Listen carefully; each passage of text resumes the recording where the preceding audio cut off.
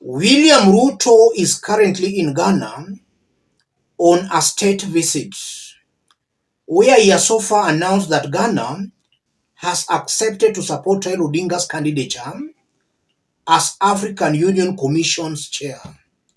Listen to Ruto before we continue. Finally, on 15th March this year, the African Union Executive Council unanimously decided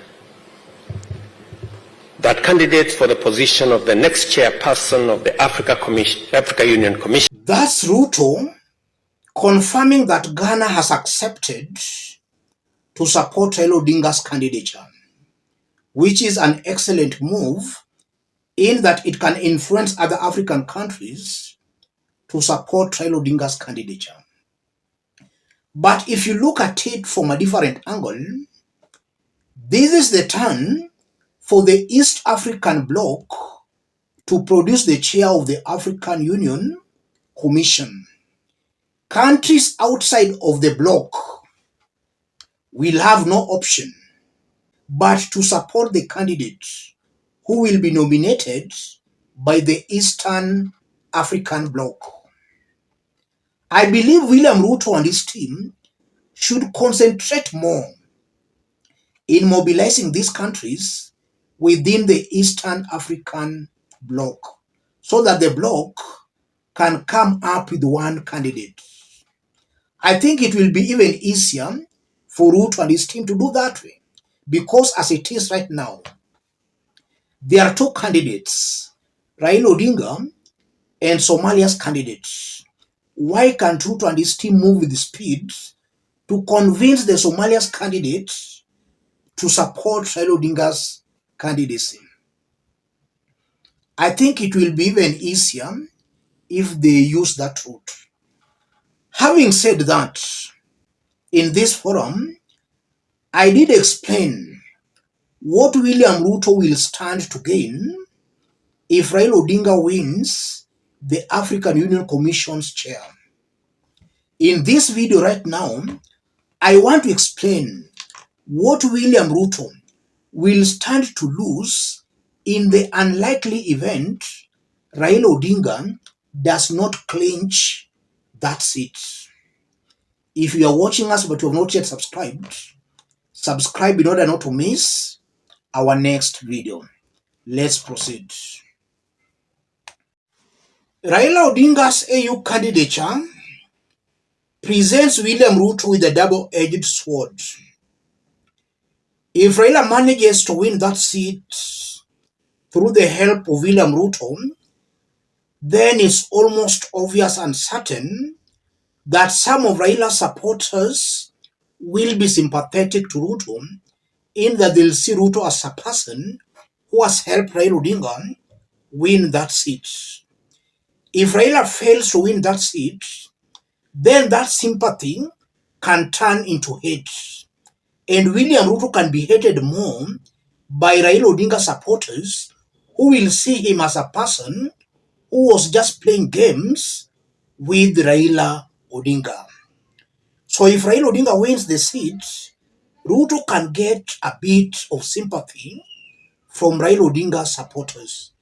If he fails to win it, that sympathy will most obviously turn into hate, and Ruto will be hated more in areas that have been supporting Raila Odinga. So if Raila fails to win, Ruto will stand to lose, and to lose big time. The second thing, if you look on how William Ruto is playing his politics, Ruto wants to prove to the West, to the big boys, that he's a leader who can mobilize other African countries to endorse or support a cause. That's what William Ruto is trying to prove to the West, so that the West can trust him and see him as a dependable person they can work with. And also within Africa, William Ruto is trying to exert his authority and influence. If Raila Odinga's candidature succeeds, Ruto will have easily proved to the West that they can depend on him to mobilize other African countries. And even within Africa, he will have proved himself. I know William Ruto will do everything possible to make sure that he proves to the West and even to Africa that they can depend on him. If Raila loses, then all that influence will crumble. He will lose all that influence. And also, in the event Raila Odinga fails to clinch that seat, then it means Raila Odinga will be politically active in Kenya. And that poses a serious threat to Ruto, in that a whooping majority of Kenyans are not very happy on how William Ruto has ruled in the under 2 years he has been in power.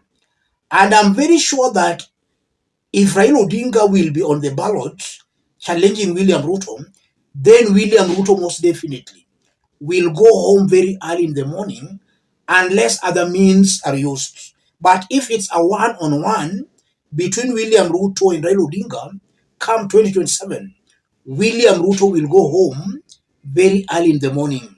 And I'm saying that based on the fact that it's the people who will elect their president.